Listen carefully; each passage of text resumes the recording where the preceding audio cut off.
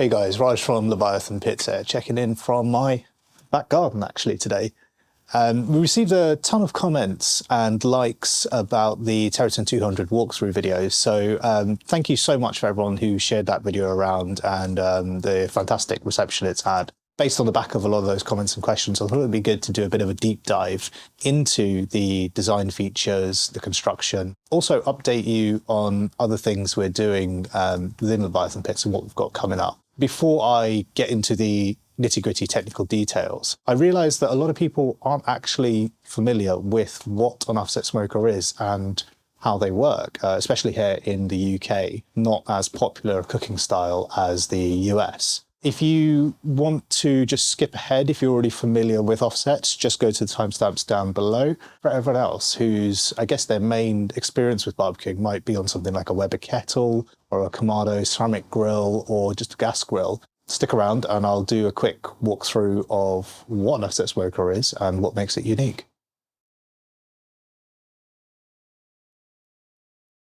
So what is an offset smoker? Well, to put it simply, it's another kind of barbecue pit. The big difference between an offset and a more sort of traditional barbecue pit is that it has a main cooking chamber to one side and then a firebox offset to the other side. The other big difference is the fuel source. So rather than burning primarily charcoal, briquettes or gas, in an offset, our main fuel source and heat source is pure seasoned hardwood. So what are some of the reasons you might want an offset smoker compared to a smaller barbecue pit? Well, I guess the first reason it would be the flavour.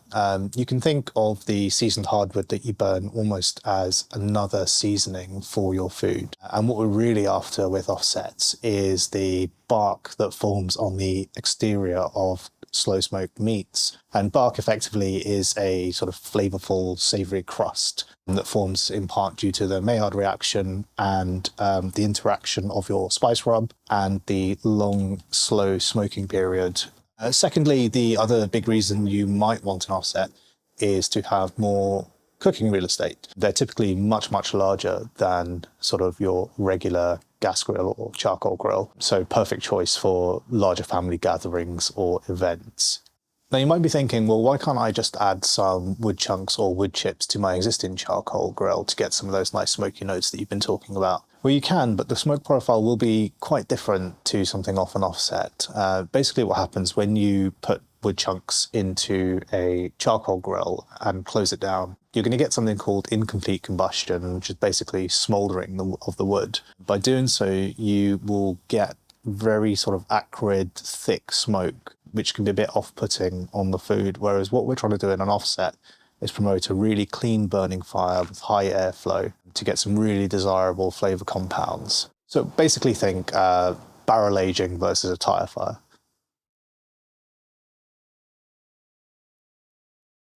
Now that we've covered the basics, let's explore why I think the Terraton 200 is the ultimate offset smoker, starting with construction. What I've got here is one of our obsidian burger presses, and I thought this would be a really good demonstration to show material thickness. So this is made out of 304 stainless steel, but it's also 10mm thick, and as you know, the Terraton 200 is majority 10mm thick steel. So I just want to give you a quick close-up of that. Now, most sort of big box offset smokers will be made out of 1mm or 2mm thick steel. The reason why that's not great at all is heat retention and temperature fluctuations. So the thinner your metal, you're going to get really big highs and lows in your temperatures, and it will make it really, really difficult to maintain a consistent, even temperature, and you'll always be chasing the fire. Basically, not a great smoking experience. So by using something with a much, much thicker metal, there's so much thermal mass that your temperatures will be nice and steady and even, and you'll smooth out all those highs and lows of the temperature from the firebox.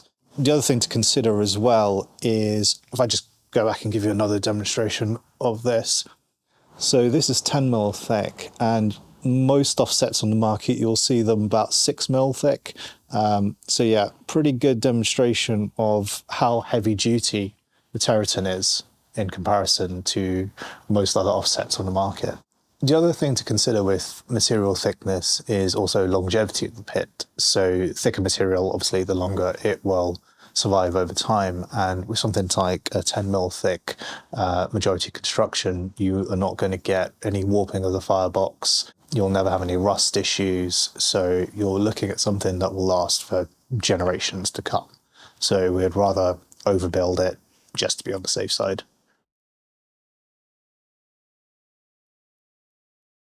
So one thing that I'd like to expand on a bit more that I didn't touch on in a great amount of detail in the Terraton 200 walkthrough video was the counterweight system that we've developed. Why I think it's a really great solution compared to existing offerings. So you'll see on a lot of other pits, they have big counterweights that are welded right onto the door that sort of go quite high. Those are fine, you know, they're fixed solutions, but what you might find is when you open those cooking chamber doors, the sheer height of the counterweight might interfere with something behind it. And obviously then you've got height considerations, which somewhat negate the function of the folding chimney stack. So what we've done with the Terraton 200 counterweight system is to integrate various springs at different points around the smoker to help many of the moving elements. So if we start with the chimney stack, what we've done is we've integrated a torsional spring there, just due to the sheer weight of that chimney. As you close it, it just helps add a little bit of resistance so it won't come crashing down on you. But still, you know, do take caution with it because it is extremely heavy. It's made out of 8 mil thick steel. And then on the main cook chamber door, we've got some more torsional springs integrated into the hinges that help with the first portion of the movement of the door. But as an additional extra, we've attached a fixed counterweight on the back of the smoker that's fully laser cut. That's probably about 80 kilos, which then is attached with 3 or 4 stainless steel ropes that are put over stainless pulleys, which are then attached to the front of the door to take as much effort out of lifting that door as possible. So here's a much smaller door, as you can see, but this is 8 mil thick steel. But even this, pretty heavy still, and yeah, this is a lot smaller than the Terraton door, but yeah, quite a task to open that with one hand. And if that was made out of 10 mil and as big as Terraton, you'd have no chance of opening that. And then the third set of counterweights that we've integrated is in the top lid. And what we've done is we've added 3 tension springs which attach to the back of the hinges of the top lid. And the reason those are required is because we've actually insulated the top lid as well. You're effectively doubling up the amount of steel and weight there. As I said in the last video, it weighs about 80 kilos. So yeah, that would be pretty heavy to try and lift up without anything to counteract some of that weight.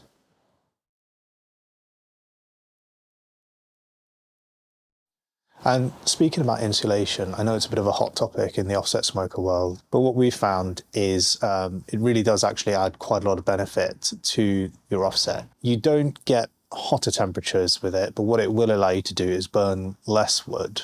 And especially in something like the Terraton 200, where it's got such a large firebox, efficiency really is quite important, especially in a colder climate like the UK.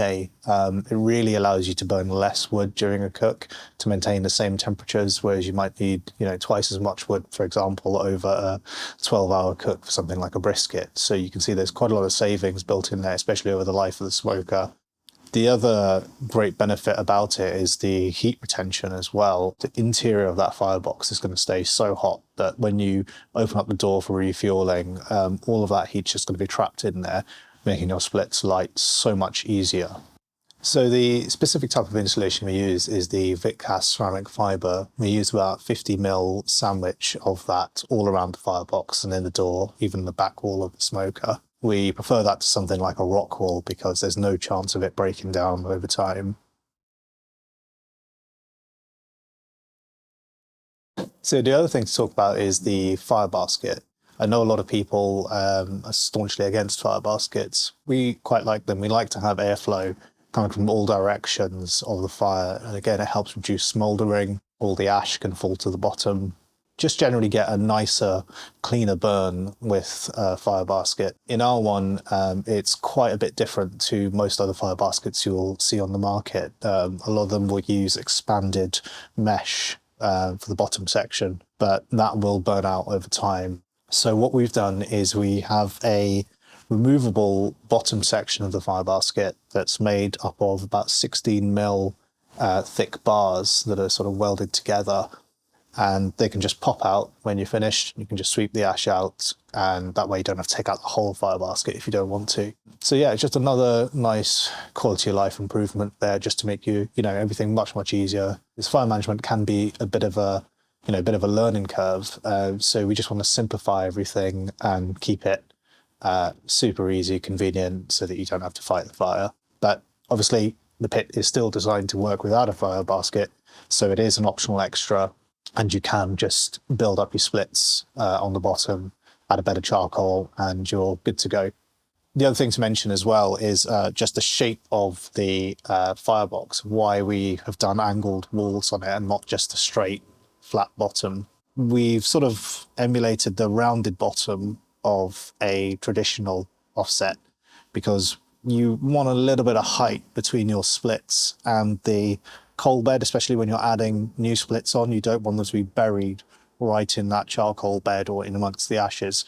So having that raised lip allows you to just position your splits horizontally, get the airflow underneath, and like I said, it works perfectly with the Materia fire basket, so you don't again have to worry about split position if you wanted to go in that route. So let's talk about airflow, an absolutely crucial aspect of offset smoker design and functionality. We've done a lot of testing with computational fluid dynamics ahead of time, and then obviously backing that up with real-world testing and data. One aspect of the design of the Terraton 200 that we chose to go with was the addition of the collector for the chimney. Through our testing and simulation, we found that it really stops a lot of the back pressure that can happen from the fast-moving air colliding into the end wall right before the small opening of the chimney. So by opening that up with a collector, the width of the cook chamber and about 20 centimeters tall, we have a smoother and more free-flowing path for the air to travel through to the chimney, which again stops all of that stagnation and any hot spot from occurring at the chimney side as well. So as regards to the chimney, we've made it a 16 centimeter square profile rather than the fully round profile. And the reason for this is you get a bit more volume for the same effective footprint. The reason we have made it out of 8mm thick steel, as opposed to something a bit thinner like you'll normally find them, you want that chimney to get hot and stay hot so that you don't lose any draw if the chimney were to cool down towards the top.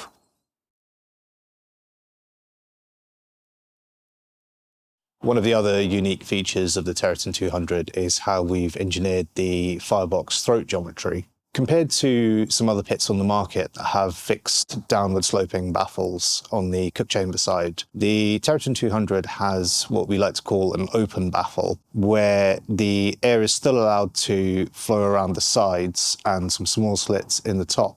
The baffle is there just purely to block radiant heat from the firebox. About 75% of the air will actually travel up and over the food before it even reaches the baffle. And the benefit of this is that you've got now perfectly even temperatures along the bottom grate, where you don't have a raging hot spot here anymore because all of that heat is largely directed up and over. And then you've got about 25% heat traveling along the underside, just to even things out a little bit more. Working in tandem with the non-restrictive baffle plate, we've engineered an angled entry from the firebox into the cook chamber, and with the low restriction geometry that we've got on the firebox side, everything's still allowed to run smoothly and freely without any impingement points for the airflow.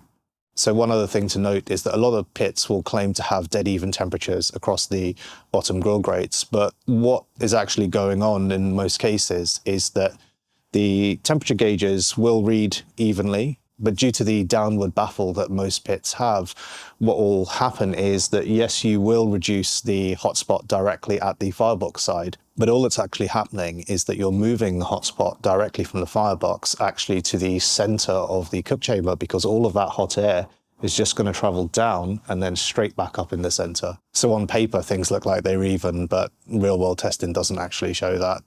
So why do we want this? Well, The main reason is we want to promote top-down heat to allow for that classic Texas-style rendering that you'll get on the top of, let's say, brisket, anything with a fat cap. Whereas a lot of pits that send all the air down and under, you'll just end up with a scorched bottom and that sort of thick white fat that you see because that hot air hasn't been allowed to get to the top of the meat.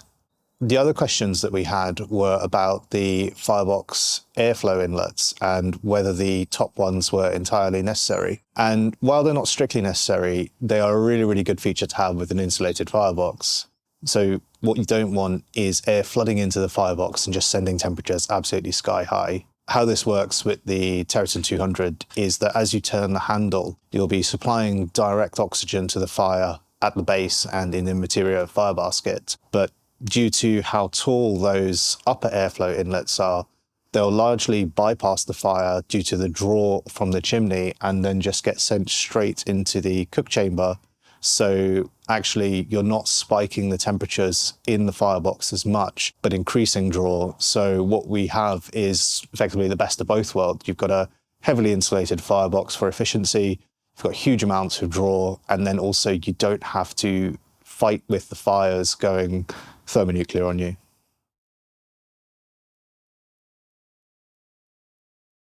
So in terms of what we're working on at the moment, we are actively prototyping our fractal range of backyard offset smokers, and we're hoping to have these ready for a spring/summer 2024 release. The idea behind the fractal range is to take some of that incredible build quality and the features of the Terraton 200 and translate that into a smaller and more manageable offset for a garden setup. We'll have two models, a 90-gallon version on heavy-duty casters and a 140-gallon model on rugged off-road wheels, perfect for mobile catering setups. These will be quite unique pits that aim to address a lot of the common problems that come along with having a smaller cook chamber. Early specs and a few pictures are on our social channels, so just head over to there to take a look. But we'll have a full web page with all the prices and breakdowns up shortly. So thank you for watching, and hopefully I've covered everything and answered all the questions around the design and construction of the Terraton 200. If I haven't and you've got any other questions, just pop them down below in the comments and I'll get to them as soon as I can. I should also mention that build slots are now starting to fill up, so if you would like a pit for summer 2024, please do drop us an email to secure your slot. And lastly, if you'd like to keep up to date with what we're working on and any new product launches, please do subscribe to the YouTube channel and follow us on our social links. We also have a newsletter sign-up link on the website for those who aren't on social media.